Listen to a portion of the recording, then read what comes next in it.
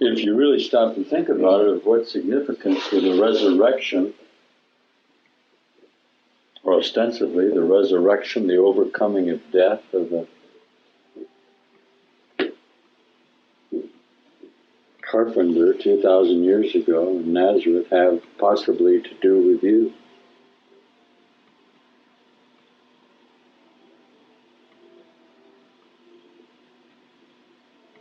Yet in reality, if it doesn't finally have to do with you, it has nothing to do with anything.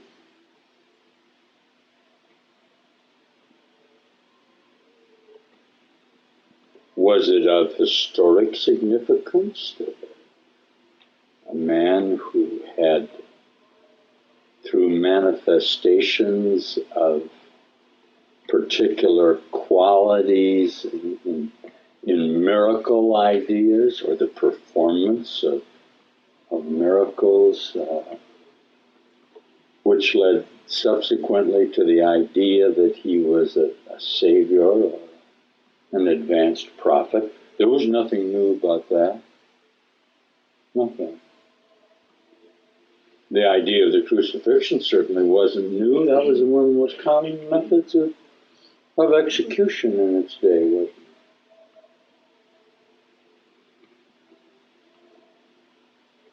Previous to then, the road to Jerusalem was strewn with over 800 people who had been hung on a cross. Historically, it apparently didn't mean anything, at least for a considerable length of time, and is barely mentioned in what was termed the civilized world. Yet in your memory patterns, as you sit here tonight, are constituted all of the remembering that occurred in the drama that was played out in the incredible allegory of you going through a process of limitation into a process of remembrance of your initiation, of whence you came. And that's what's enacted on Easter Sunday morning.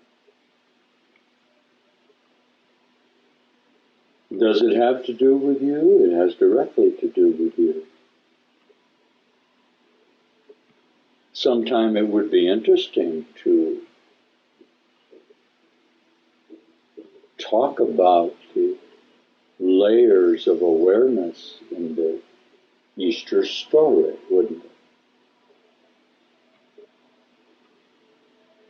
As esoterically presented the idea that the crucifixion and resurrection occur in your microcosm or in your body, and these are all high truths. Nothing has ever occurred in what we would call the realm of space-time consciousness that did not have directly to do with you as you are at this moment, as you think of yourself. And in fact, it has nothing at all to do with anything, except it directly pertains to your state of consciousness in attempts to identify the sense of beingness that you find yourself in at this moment. The true value of everything that has ever occurred historically in what is defined as history or cause and effect or relationships in fracturedism have finally only to do with you now at this moment in regard to how it is recognized in your individual system of identity.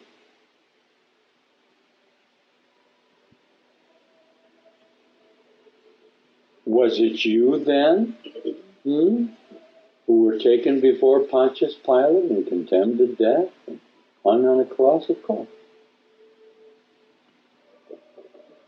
Was it you then who mocked in the streets at the time of the crucifixion? Of course. Was Was it you that stood guard and rolled dice for the clock? Of course. Was it you who fell asleep in the Garden of Gethsemane at the time of the trial, of the passion, of man consciousness overcoming his limitation and going through the process of death in order that the recognition of the eternity of consciousness in the universe could be manifest? Of course it was you that fell asleep.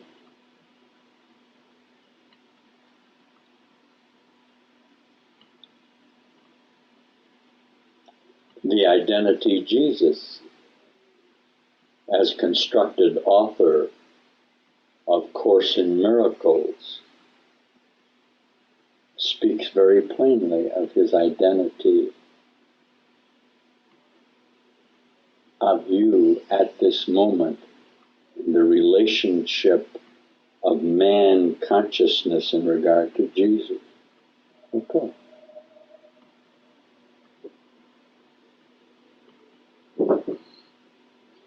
Are we saying then that the salvation or the atonement or the enlightenment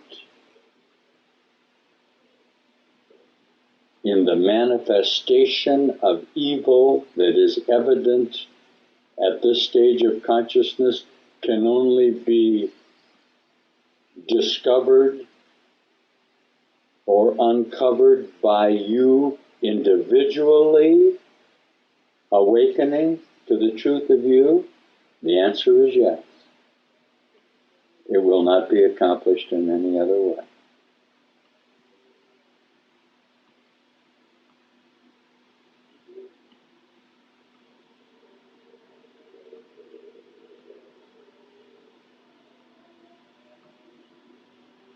The directive for you by all awakened identifications is only follow me. You may do as I have done. It could not be any other way.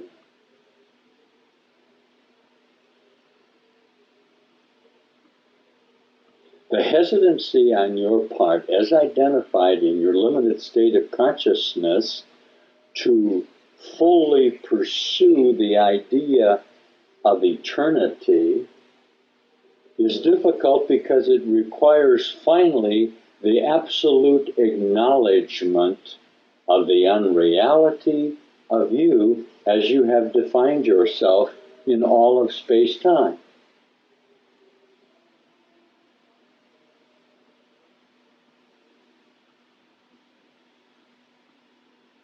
We'll be back in just a moment.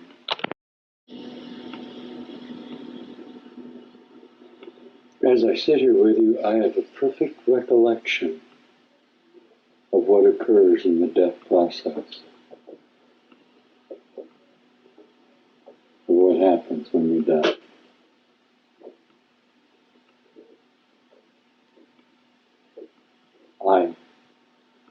I could give you very explicit details in regard to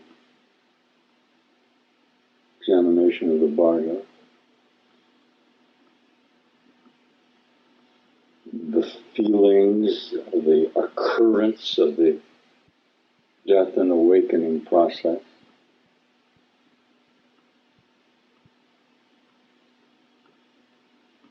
the incredible sudden realization that there's no turning back at the time you enter the portal.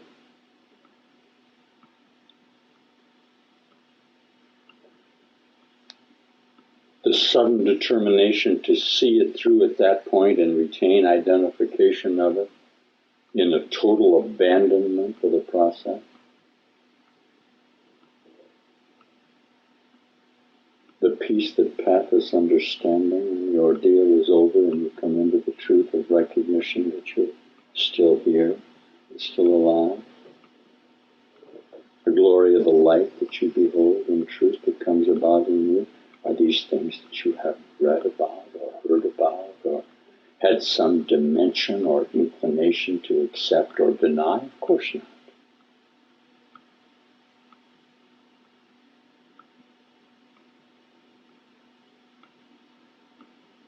I'm here to proclaim to you that the awakening process that you are going through, the resurrection, the atonement, occurs in you totally.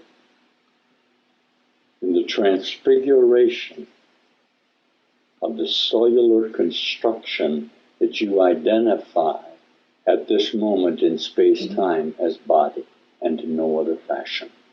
Period.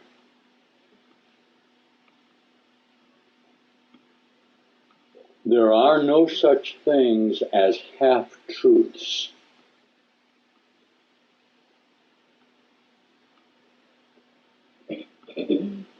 There is no such thing as a partial atonement, as a partial state of forgiveness, a partial state of non-guilt, a partial state of innocence, a partial state of defenselessness, a partial idea of abandonment.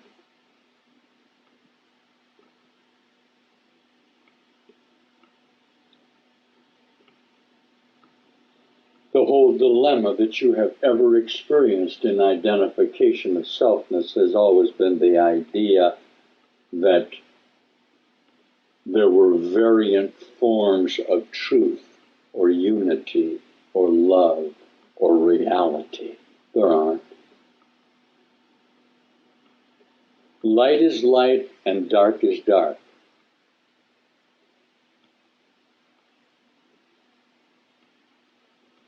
The transformation of your consciousness is a singular event that must occur in you individually as you recognize yourself at this moment, and in no other fashion.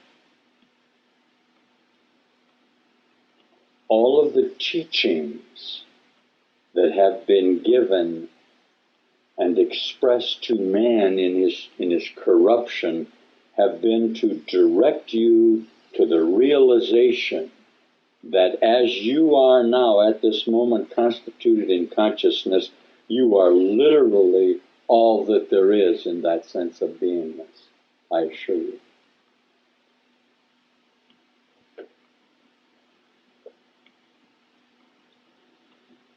If you would choose to identify me in your limited state of sleepiness or death as an elder brother at this moment, you may well afford to do so. But if you give me qualities in which you can therefore identify your own duality, you will be in sin, you will be in death, you will be in limited identity. The absolute truth, finally, that all conceptions are invalid is the highest sense that I could attempt to convey to you, although obviously it's not understandable.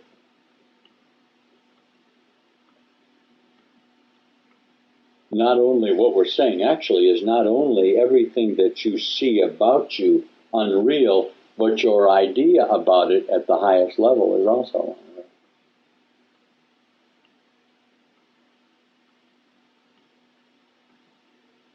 You are finally at the highest level, not even a conception of yourself. You simply are a state of beingness in truth and union and love and bliss and happiness and joy.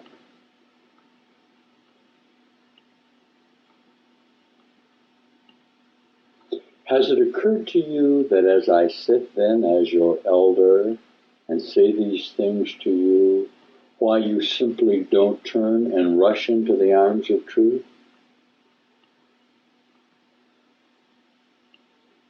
Has it occurred to you that if what we in fact teach is true, as Jesus would express it in Course in Miracles, is true, why you simply don't abandon it? You, individually.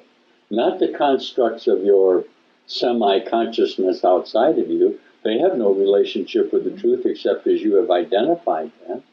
Just you. Just you do it.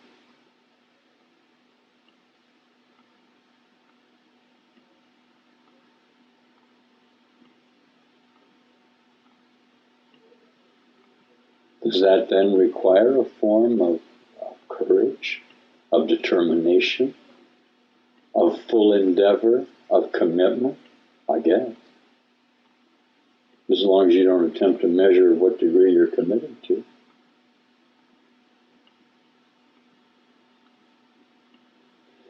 I may say to you in absolute truth, the idea of persecution is nutty. There's no possibility. If there's a God that you could be persecuted, I heard of someone last night on television say that God was inflicting this form of pain in order that you would somehow overcome it and come to the recognition. It's a strange sort of a God. There's truth in that. But somehow he allows an evil force to stand against him in some manner for whatever devious methods he might be allowed by the strange idea that limited consciousness has about truth. There's any truth in that, there never could be. The only thing, as we've said many times before, that could ever be evil or cause you pain or death or distress is yourself. And yourself in defiance of your Creator, which is more difficult.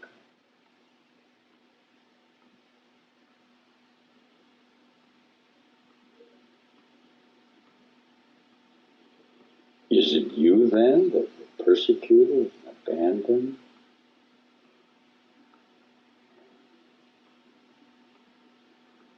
Killed? And raised up and was born? And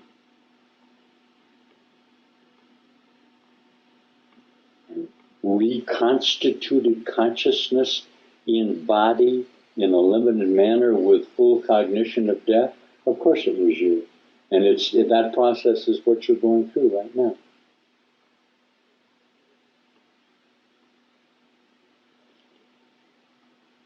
Jesus, in Course in Miracles, says, I don't know the exact quote, he said, I gave you a rather graphic demonstration of the idea that there is no death. And the energy influx at that time, space-time, which was just a few days ago, really, reality, has been with you ever since. Came into formulation at Pentecost and is now contained in your genetic memory.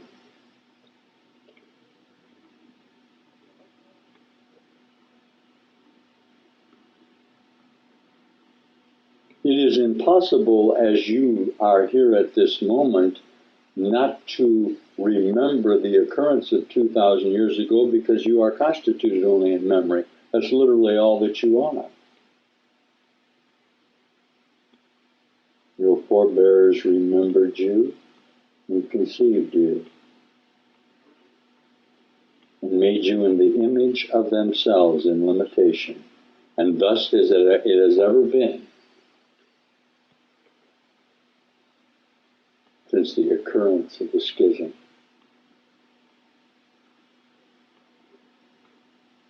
You are Adam's dream. You are your own dream. The effects that appear outside of you, you have constructed. Are you saying to me then that the man Jesus made up, within his limited framework of consciousness, the crucifixion and resurrection? Of course he did. Of course. A little tough for you? He says in Course in Miracles, I wasn't real. As I was identified, and as I identified myself, I was not real. Amazing.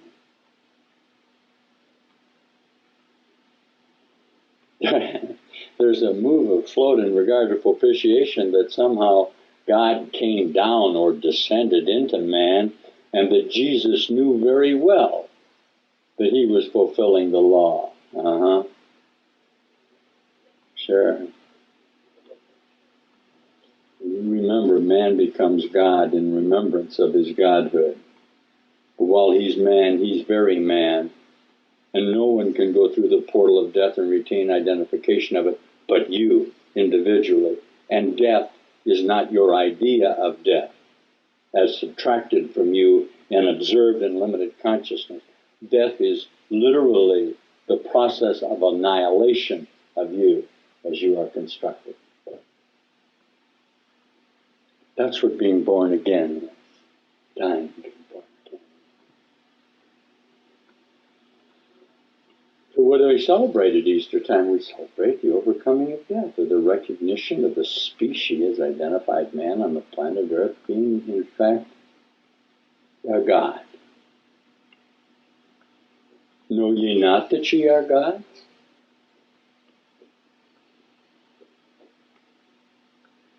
Greater things will you do than I have done. What are you waiting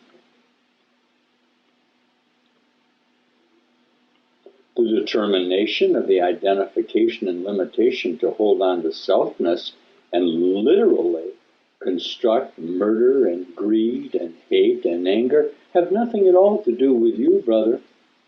You have a single assignment here, and that's to come to your own individual atonement, and none other. That is your sole function in consciousness.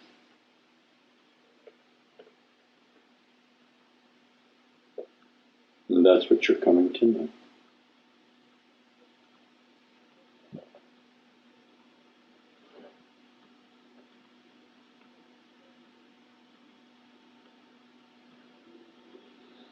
Are miracles possible? Is it possible for the resurrection to be physical and real and for him to come back in the body? Of course. That's the least that you can do.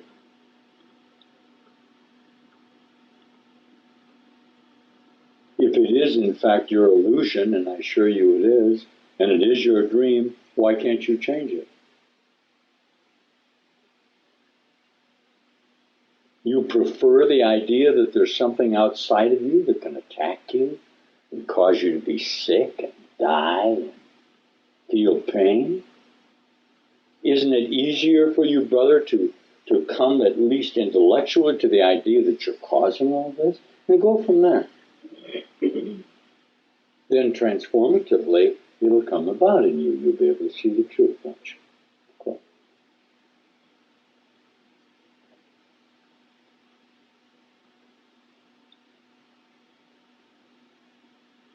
The energies that you're feeling now in this transformative process are very real and very genuine. They are occurring.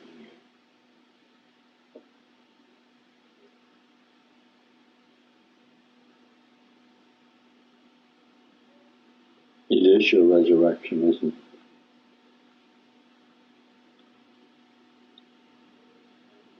What does Jesus say in Course in Miracles?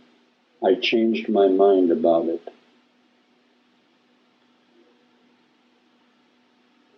And if one mind is changed, all minds are changed. There is no such thing as separateness. You cannot be separate from God. You are an extension of Him in truth, literally. The idea that you can be separate, or that you made yourself,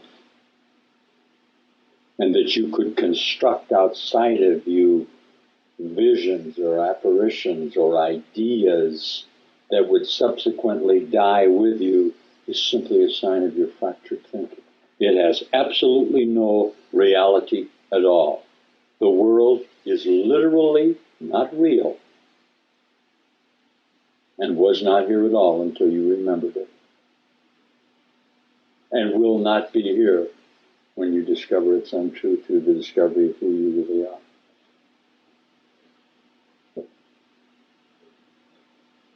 Teach that, brother. That's the truth.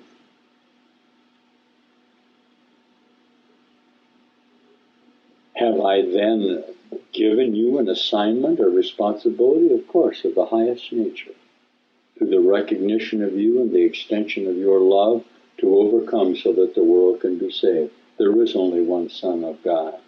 There is only one state of consciousness. as manifest by the extension of unity in the universe, and that is your state of being, your consciousness. There is nothing but.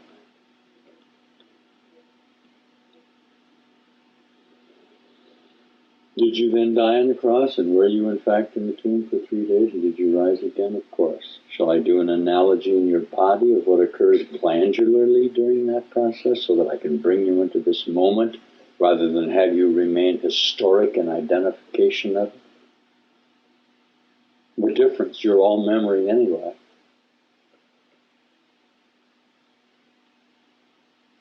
This is the time when you do it.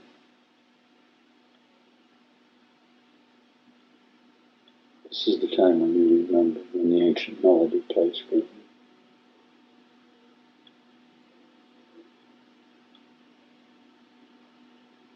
This is the time when the incredible joy of the recognition of your eternity flashes across your mind. And you will at that moment pay no longer any direct heed to anything that occurs on earth. You will simply subtract it. You see the unreality of it. It's a momentous occasion that is applauded in heaven as each of you individually comes into that truth. We await your homecoming.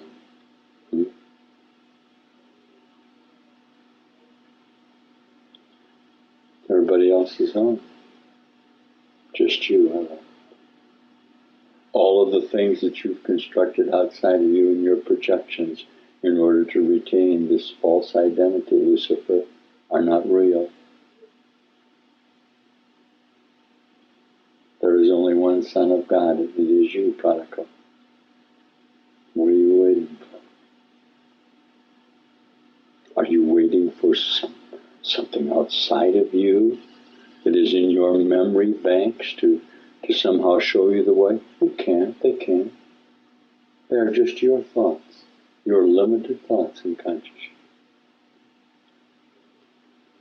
You have created indeed, but you have created falsely because you are false to yourself. We teach a course in Know Thyself, brother. Does that come about through an element of forgiveness? Of course.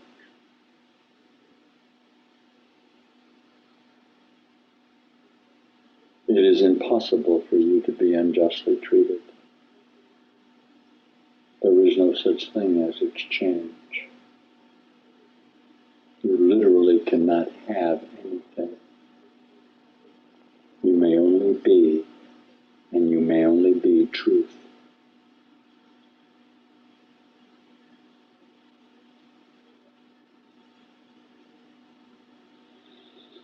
The icons and the symbols and the stories, the parables, all stir deep memories in you and your karma responses. And this is what you want to stimulate, isn't it? You want to come into a focus so that everywhere you look, okay, you see the identity of union coming together, of singularity fitting into your patterns of truth. And that's what's occurring. Indeed, that's what the spiritual path is. But it's up to you. He is risen. Indeed, he is risen. As he says in Course in Miracles, the earth is literally not here. It was repaired the moment that the schism occurred. And you actually, in reality, have never left home. When you get these stirrings in you that somehow you don't belong here, you're not here, you're not. Nice to know. He is risen indeed. You have risen indeed.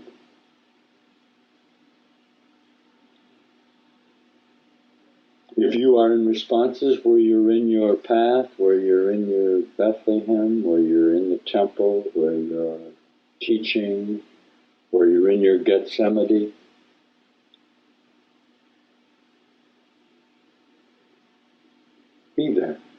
That's okay.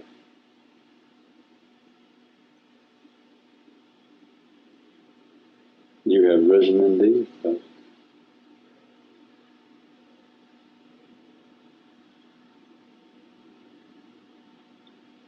my Lord, why hast thou forsaken me?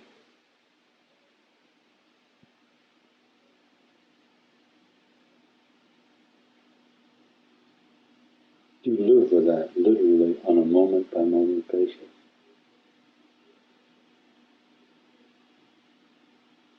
Father, into thy hands I commend my spirit.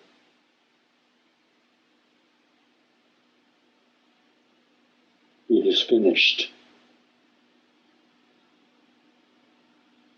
It's gone.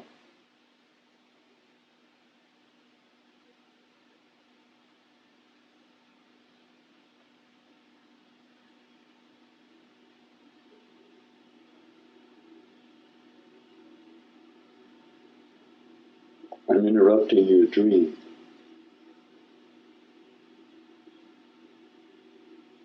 You are beginning now to have difficulty locating me. You are beginning in your own consciousnesses to extend from you your own identity through recognition of the light. Wow.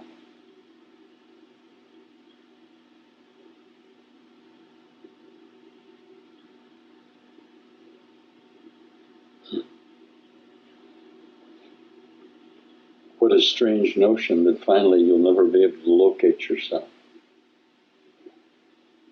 Can you feel this? I have absolutely no idea where I am because I'm not anywhere. It may appear to you now as you project me that I'm somehow sitting here in a place in space-time and that you will retain identities. I'm not. I'm not here. Huh? Why would I be here? You're not here either.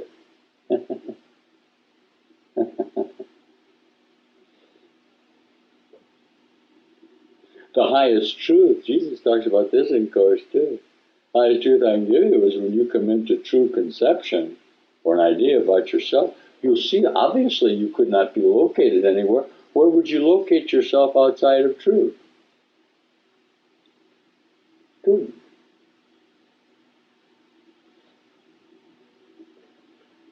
Well, you know what I'm really saying? I am you.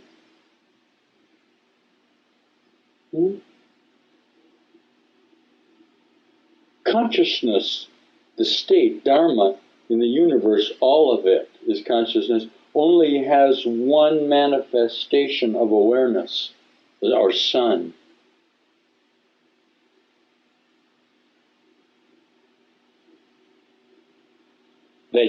That has been caused by him to establish causation.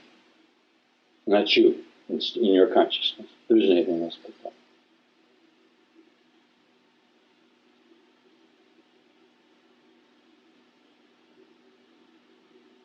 The single difference that would be apparent to you in that regard is the absolute recognition as a son of God that you did not make yourself.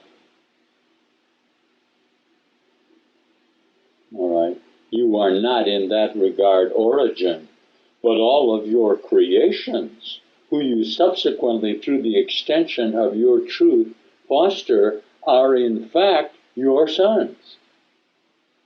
And since there is finally no difference in godliness or fatherness, you are indeed the Father. That's the circle.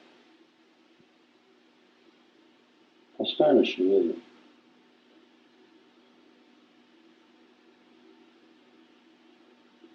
Creation, then, which could not be identified in some forms as a form of action, never multiplies because it is always full.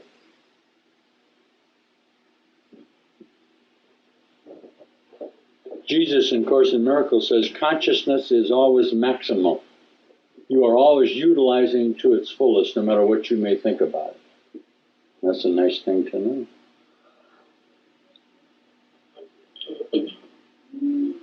There are no idle thoughts, so all these beautiful thoughts that you're having about Easter are healing in the world. You cause no pain to anyone as you stay within your own love and truth. You are a great healer in that process. You don't accept the idea of death any longer.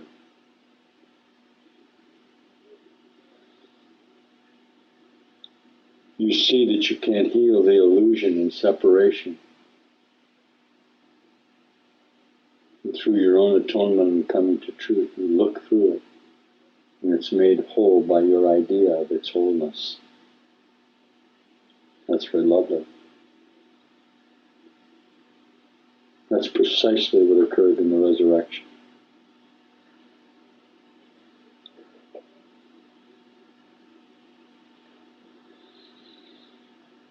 You are risen. You are risen indeed.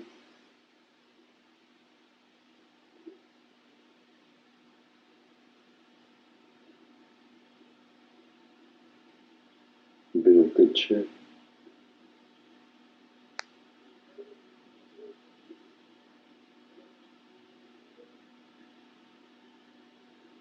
You offer your brother lilies now, not thorns.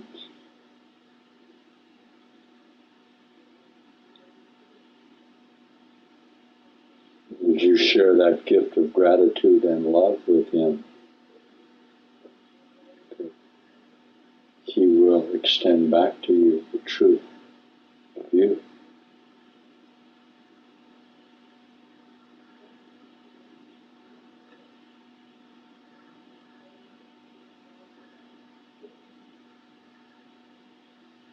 In that forgiveness are you made whole.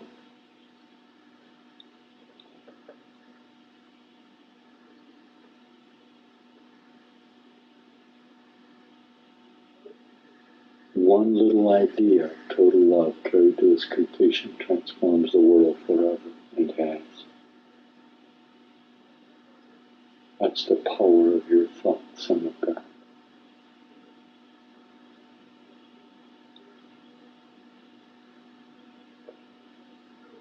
You cannot use it in limitation, but only in the truth of your extension, because it is literally your creative capacity. And your misuse of it and your inability to extend it from you are what cause pain and death. Literally.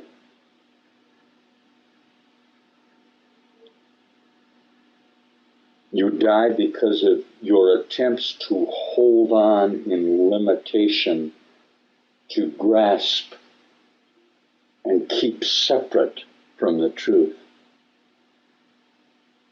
yourself.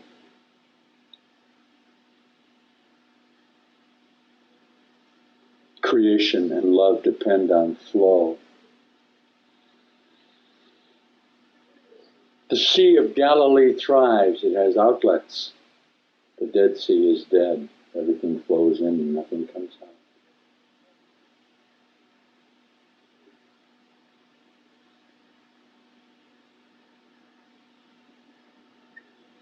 All humans on earth is constituted are dead seas. They have no outlets. They have no communication processes.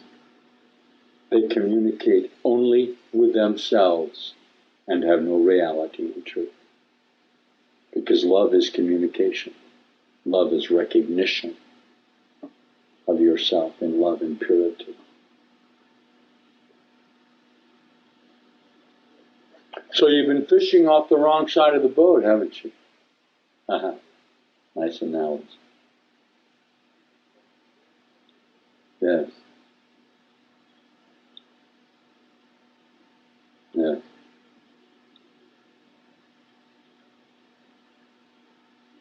And some of you had some high recognitions and decided to go back to Galilee and fish anyway. We don't talk much about that.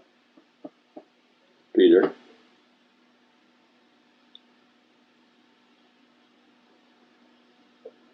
Come to your truth. It's all in you. And It's all lovely.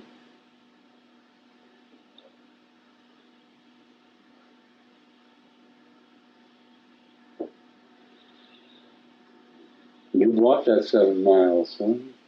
You're past your Palm Sunday. You're born in your lower regions. You're coming into your truth. You've passed your heart and compassion center. You move very rapidly up to your prophesizing ability.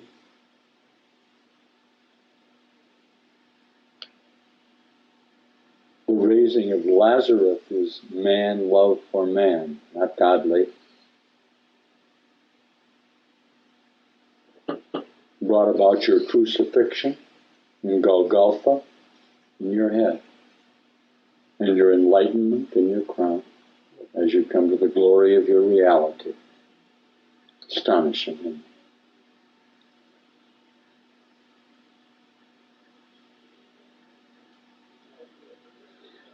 Happy Easter. Thank you.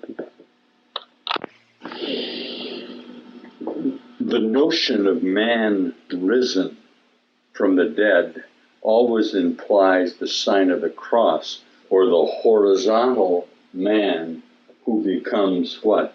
Upright, right, at his point of junction, which is the spot of man godliness, and moves vertically in order to transcend.